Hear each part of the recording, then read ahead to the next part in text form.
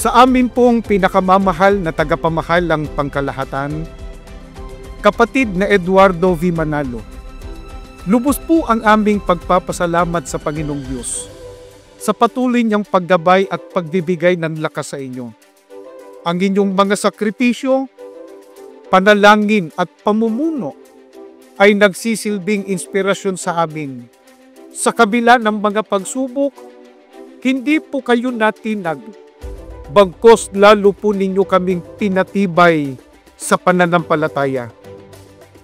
Ang inyong hindi matatawarang pagmamalasakit at sakripisyo para po sa kapakanan ng mga kapatid ay patuloy pong nagbibigay inspirasyon sa amin upang manatiling matatag sa pananampalataya. Mula po sa Distrito Eklesyastiko ng Leyte, sa pangunguna po naming mga ministro at mga manggagawa, kasama ang aming buong sambahayan, mga may tungkulin at lahat ng mga kapatid sa aming distrito, sa amin pong pinakamamahal na tagapamahalang pangkalahatan, kapatid na Eduardo V. Manalo.